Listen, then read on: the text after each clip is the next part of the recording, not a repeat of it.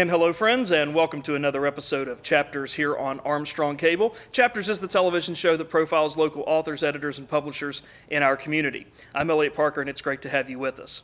If you followed our program with any regularity, you know one of the topics and one of the themes we emphasize on our program with our guests is that writing is a process. And there is a process of idea conception, of drafting, of editing, revision, and finally publication. On this episode of Chapters, we're going to focus on one key component of the writing process, and that is editing. And we are pleased to have with us today editor Sandy Tritt from Inspiration for Writers Incorporated. And Sandy, welcome to Chapters. Thank you, Elliot. Thank you for having me here today.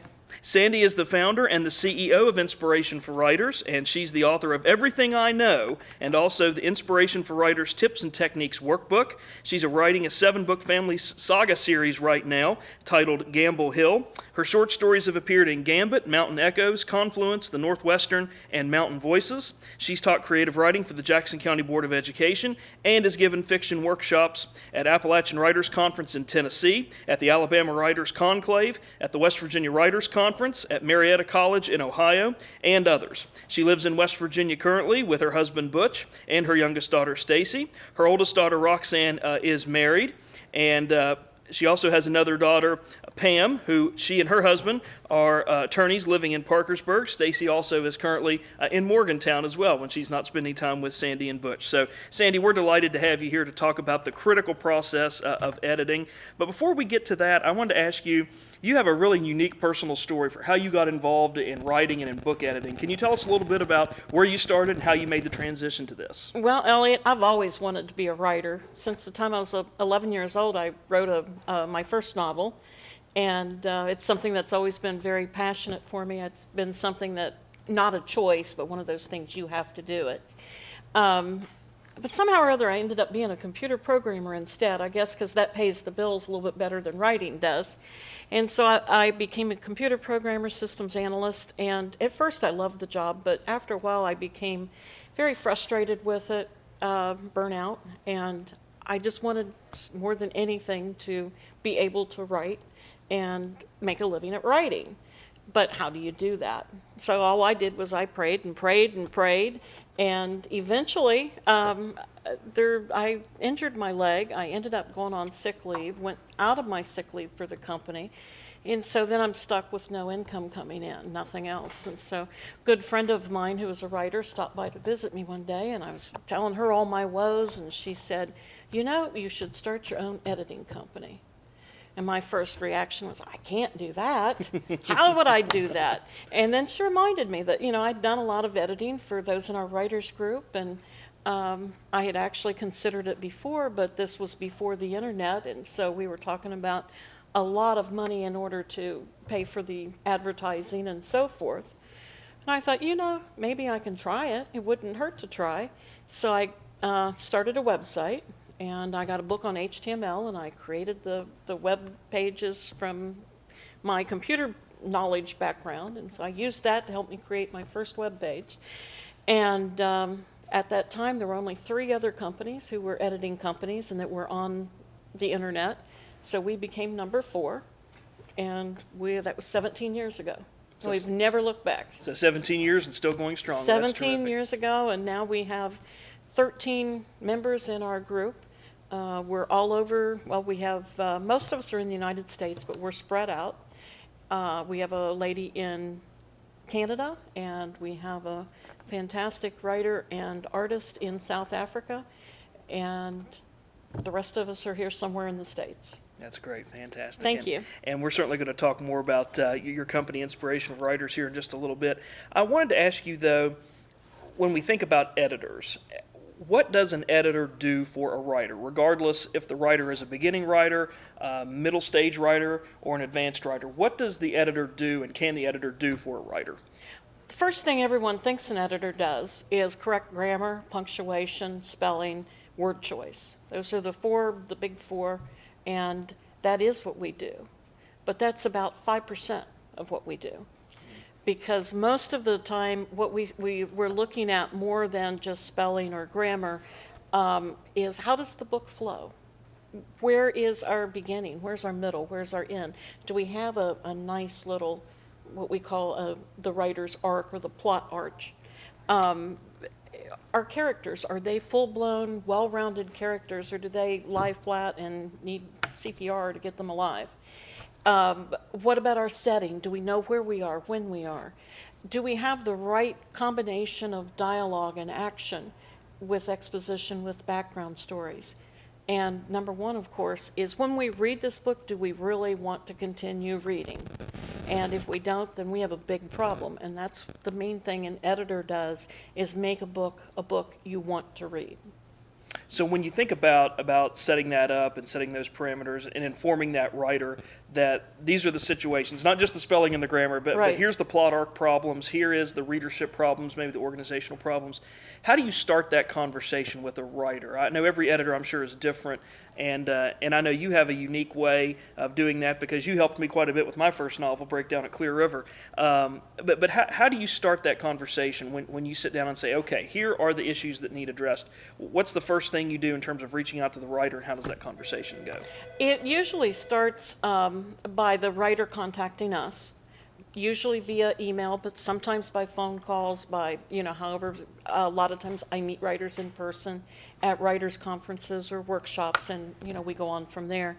But once we meet the writer, we chat briefly about what their goals are. Are you writing this for yourself, or are you writing this for the whole world to see? Do you want to become a writer, or is this the only book you're ever going to write? And so those are the type of questions we start out with, because that tells us a lot about how heavy of editing they need. First of all, because if they're just writing a book that they want their grandchildren to have that tells the family history, then we're looking at grammar, spelling, punctuation, and that's, not a whole lot beyond that. Because there's no sense in them spending a lot of money and a lot of time to make this a best-selling novel. But someone who really wants to write, like you, who has that passion and that goal, and who wants to learn to write better, then we take a lot more time with, and we do the grooming and we do the mentoring. Once they tell us what their goals are and we have that conversation, which usually is about a 1-hour telephone consultation, we make a recommendation to them on what we think that they need, and map out how we can get there. We sign an editing agreement and a confidentiality agreement, because all of our clients are kept with complete privacy, both not only their identity, but also their copyright issues. We don't want to take a paragraph out of someone's book and throw it on the internet without their permission. Mm-hmm. We're very careful with privacy issues. So once we get everything together, then the editor kind of goes away for a while and starts the editing process, which can be, depending on what all is involved. It typically starts out with a read-through, and there they finish identifying any plot problems or arches like that. And then they have a conversation, usually back with the writer again at that point. And they'll say, I really think this would be better if we cut this scene and cut this scene, and maybe added one up here in the middle to help smooth it out here. And so then we make those changes before we start the editing process. Then once we start editing, we hide. It takes a long time. It is not something that when you see someone who advertises, we can edit a 100,000 word novel in 1 week. I'm like, I couldn't do that if I didn't eat, drink, sleep, anything. I couldn't do that in 1 week. It's physically impossible. Because it's time consuming. Once we read the entire novel, we go back and do a chapter at a time. We read a chapter, then we're back at the paragraph level, and we study the paragraph, the sentence structure, and paragraph by paragraph until we get to the whole chapter, and then we have to read through that. When we're done with the whole book, we do a final read through of the book again. So it is a long process. Now that's a more extreme edit. We do have briefer edits. If someone already has a really good book and they've written several books and they just need some flow or something, that's not going to take us near as long. What would you say are some of the challenges then to being an editor?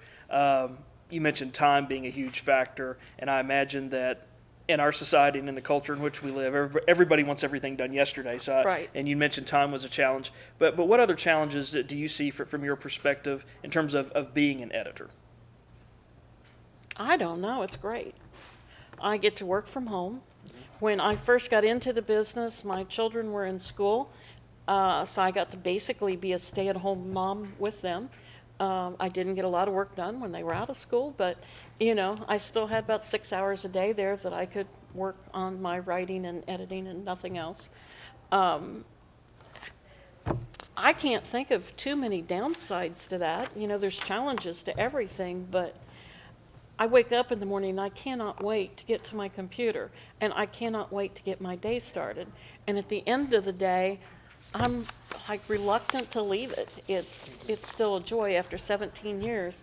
It's still what I want to do. It's what, if I have nothing else to do, I want to be doing this. That's great, and that's a wonderful attitude. It is, to have. and It it's really great. is. Well, I think you have to have that attitude, because editing, the hourly wage for an editor is really not that much, because of all the time invested in the editing process. But you have to have that passion. You have to do it because you want to do it. Absolutely. I know you and I were talking about this some before we started taping our show here today. There are so many ways and so many opportunities and so many things out there via the World Wide Web and magazines, and there's writers' books and guides and all kinds of different things, advertising editors and editing. What are some things, if someone from our audience is watching right now, maybe they're at the stage where they've got a very rough manuscript complete and they're thinking about taking that next step and looking for an editor, what are some things that they should be doing, or some things they should look for, or steps they should be taking to make sure they find the right editor that can work with them? Be smart. Don't just jump at a website because there's a lot of bells and whistles and flashes and pop-ups, and don't give in to the aggressive marketing that some companies seem to do. You want to look out for a couple of different things. First of all, who is actually going to be doing the editing? Is this something that a corporation is running and then they farm it out to an individual in a third world country that may not even speak English as their first language? And a lot of times what they actually do are, there are editing software that you can get that will go through and pick up a little bit more than what spell and grammar check will. It might pick up sentence structure problems and those types of problems. A lot of times they'll just run one of these programs, and there you go. That's $1,500. Thank you. And you're not getting any type at all of a personal edit. So the first thing is know who is actually going to be editing. You should be able to talk to that person, probably not face-to-face, but at least on the telephone. You should be able to email specifically with that person, not just the corporate head, but the actual editor. And you should have a relationship with that editor. There's a lot of things that you need to watch out for.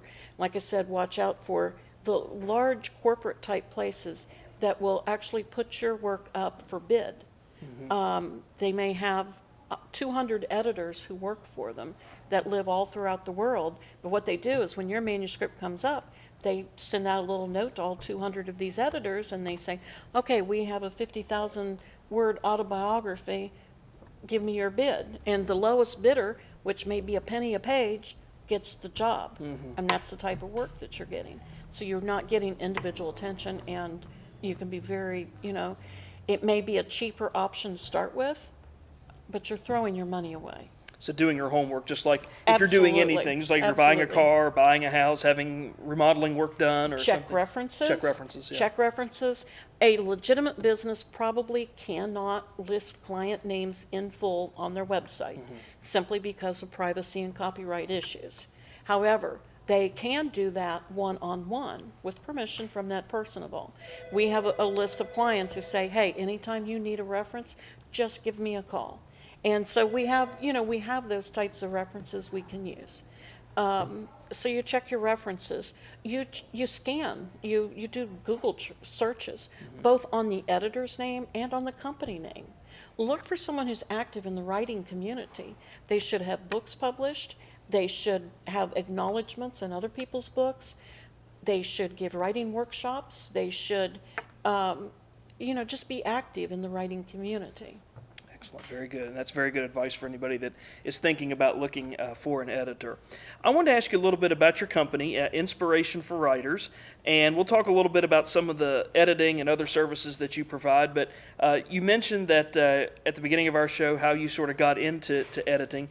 How did Inspiration for Writers come about, and how did you choose some of the group members that participate in the company and do some of the editing and other work for you? I don't know how the Inspiration for Writers name actually came. It just, I knew that was going to be the name of the company. I never had another name. I never debated on it. And for me, I'm one that's debating on everything. You know, my first child didn't have a name until she was 3 days old. You know, I just don't go into these things without a lot of thinking and planning. But it was just never a choice. It was always Inspiration for Writers. And I guess because that's what I wanted the company to be. I wanted it to inspire people and help people to write and guide them. And the second part of your question was? How did you gather some of those people? Oh, the people. We got the that work greatest with people. you and you do have a great staff. You really Oh, do. we have a great staff. I cannot tell you what a wonderful staff we have. It's been one of those things we've added people very slowly. You know, Sandy Rogg was our first editor we added. She started out as a client. I edited her first novel, and after I edited it, I told her, I said, I think I need to give you your money back. There was so little that needed done. It was just such a polished piece. And she said, well, she had a second novel she wanted to do. We ended up swapping work instead of her paying for work. And so I already knew she was a great writer, and by the swapping of the work, I found out she was a great editor as well. And this was about the time that I was backlogged about 18 months. Oh, wow. And it was really making me stressed because I didn't like being that far behind on work. And so I told her, I said, Sandy, would you like to become a part? And she was thrilled, and I was thrilled, and she is still with us today. That's great. And since then, she has 3 best-selling books, and we're just really proud to have her. She brought in Wendy not long after Sandy. She had a good friend, Wendy. Sandy lived in Amsterdam at the time, and Wendy lived in France. And so, but they were both from the States. And so they both came on. They're not both now in the States. But they both came on board first. And then next was Rhonda. I knew Rhonda for a long time through West Virginia Writers. And I had always admired her work and her writing. And so I knew that she was getting her education in writing. And so I asked her. So it's kind of something that has built up. Once we've also established a training process, and we now go through quite an extensive. In fact, that's going to be my next book, is going to be training editors, or so you want to be an editor when you grow up, or the name, like I said, I'll have to work on that name for the next 10 years. But it's going to be, you know, how do you become an editor? What is important? There's a lot more to it beyond, you know, spell check and those types of things. And there's little tricks that we do. Like the first thing I do is I get a manila folder like what you have here. Mm-hmm. My first read, I write down every character's name and every setting name. And I would say about 98.5% of the time, those names are going to be misspelled somewhere in the novel, and they're also going to be maybe changed. Mm-hmm. Maybe his name's Gary on page 1, and by page 5 he's Barry, and by the end of the novel he's Harry. Mm-hmm. You don't know what's going to happen, but by keeping track of it on paper like that. And so that's the first thing I do, and then that folder ends up getting thicker and thicker as the editing process, but I still keep the characters on the cover of the folder, because that way they're right there handy. So you can always go back and take a look. I don't have to go back. It's right on my right-hand side all the time, never moves. That's great. And it's so interesting to hear that process of how it works sort of behind the scenes. And I know that Inspiration for Writers provides a variety of editorial services, and I know there's different levels of editing, and you've alluded to that in our conversation today. Can you take us briefly through the different kind of editing? I know you do ghost editing, which is kind of a very comprehensive, very complete edit that for people who are maybe struggling or need a lot of help, but there's also various levels in between that and just a basic proofread. Can you take us through the various levels and just briefly what those are? Well, we have levels, but these levels are never written in stone because we actually have sub-levels in between that we don't really advertise, because when you start advertising 27 different services, it makes people kind of start their heads turning fast, like really fast in circles. We don't want to do that. And so we only list our basic services. A proofread is basically that. That's where we're just checking spelling, punctuation, and so forth. Then we have our level editing, which that is edit and critique. On that one, you're going to get sentence structure, paragraph structure. We're going to look at plot and so forth. The ghost editing is going to be more complex. With that, we're going to be getting in more into characterization. We're going to get into setting. We're going to, be doing things on a little bit deeper level. Then we get to ghostwriting, which, that can be anything from a book that's already been written that just needs to be rewritten in better terms, or, in just rewritten. And we also have books that, it's just a concept in someone's mind, and we have to sit down and develop it with them, which is actually a lot of fun. It's great fun to do that. That's great. That's terrific. I know that part of what has come through the work that your company has done has been a tip book or a workbook that you created, an inspiration for writers, tips on writing. Tell us a little bit about that book, and what are some of the things that are in that, and how some of our viewers could get a copy of that if they are interested in that. The Tips and Techniques workbook started from editing. I found out that I was writing the same information to people over and over and over again. And so those turned into tip sheets, usually 1 or 2 pages long, just explaining how to correct this, how to change this, a little bit of background of more information than what you can put into a comment. Then after a while, I had these tip sheets, and I was like, I've got a whole book here.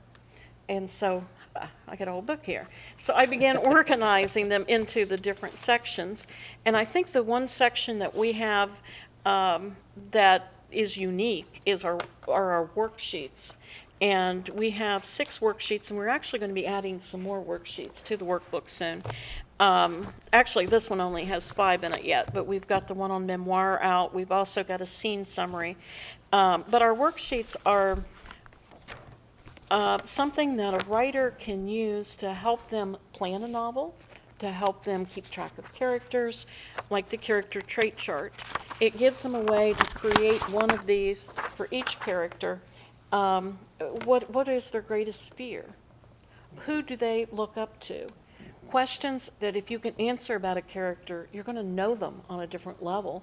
And even though you may never say those words in your manuscript, it comes through that you really know this character. And so we have a lot of things like that, a lot of the different worksheets that come in here with the explanations of how to use them.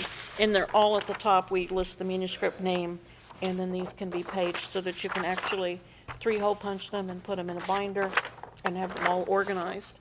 And with a set of dividers, they fit perfectly. It is a great workbook, and I know Thank you. one of the things that you have that I really like also is the personality traits for characters, because you want characters to be different in your work, and you don't want everybody to have the same temperament or have the same pattern of speech or have the similar characteristics. And by having that sheet there, I think that's a terrific way for writers to say, okay, here are the trait sheet, and I can make this character this way and this character that way, and some of the language there, which I think is terrific.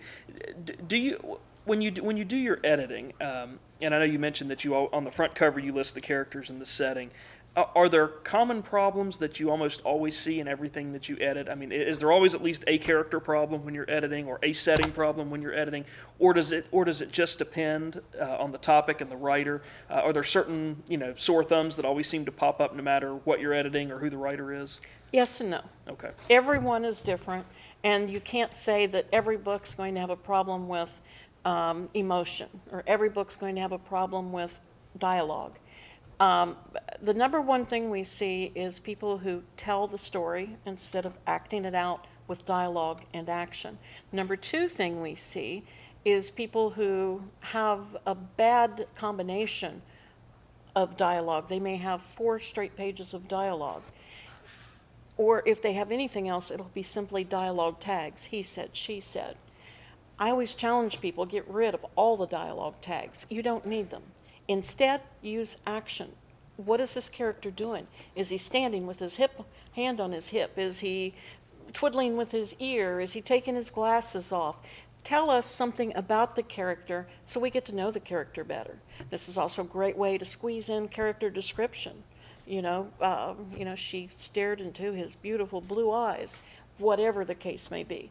And that gives us a chance to see characters in more depth, and it gets rid of a bunch of words that really don't mean anything. Absolutely. I think that is certainly excellent advice as well. And it's good to hear that pops up quite a bit, no matter what you're editing or who the writer might be. Sandy, in our final moments today, if anyone is interested in getting in contact with you, learning more about inspiration for writers, if they'd like to get a copy of your workbook with the worksheets and the character traits and the other things we've talked about, how can they best get in contact with you? Probably email's the best way. Sandy Tritt, SandyTritt @gmail.com. Or go to our website, www.inspirationforwriters.com. Or you can call me, 304-428-1218. Fantastic. And I know one thing I wanted to read, and this is on your website, which I think is so true, and I think says a lot about your business and your company and the work that you do. More than 75% of Inspiration for Writers, Inc. business is repeat business, and we relish establishing long-term relationships with our writers. And I would encourage anybody out there that is looking for not only just the editing, just the grammar and spelling like you talked about, but really being coached and mentored through the writing process, to certainly contact you and to check out Inspiration for Writers, because they will be a better writer, he or she, or they, will be a better writer by the time that they finished working with you. And we appreciate you coming down today to talk to us about editing and about your company, Inspiration for Writers. And we wish you and your company all the best, and we hope to have you back on the program soon to talk more. Well, thank you, Elliot. It's been an honor to be here. Thank you so much. And thank you for inviting me. Oh, my pleasure. Hope to see you soon. Me too. Bye-bye. And finally, we want to take a moment to say thanks to some folks who make our broadcasts each time possible here on Chapters, and that is Charlotte and her staff at Empire Books and News here at Pullman Square in Huntington. They've got anything and everything that you like to read available here at Empire Books and News, plus they have the Tri-State's largest selection of magazines in the area. So come down if you like to read magazines. They've got the magazine you're looking for. That's right here at Empire Books and News at Pullman Square, and we appreciate them providing our studio taping space today and for all the support they provide us each and every time here on Chapters. And if you've got a question, comment, or suggestion about this Chapters program or any Chapters program you've seen here on Armstrong Cable, we want to hear from you. You can send us an email to the address that pops up here at the bottom of the screen. It's letter L, letter P, number 4, LP4 @zoominternet.net. We do appreciate all the feedback and comments that we receive, so please keep them coming. And if you want to watch an old episode of Chapters or go back and see an episode maybe that you want to watch for the second or third time or share with others, we've made all that available for you at our Armstrong One Wire page on YouTube. All you need to do is go to www.youtube.com/Armstrong One Wire, and that address is popped up here at the bottom of the screen. Click on the Chapters link, and from there you can go back and watch over 11 hours of author, publisher, and editors' interviews archived for you there. So we know a lot of you have done that. Some of you have left comments in the comments fields from previous episodes. We appreciate that as well, but those are old episodes are archived right there at the Armstrong One Wire page on YouTube. So we hope you will check those out in the future. And that will do it for us this time on Chapters. Please come again next time. And in the meantime, stay tuned to this station for news and views that impact you and your community.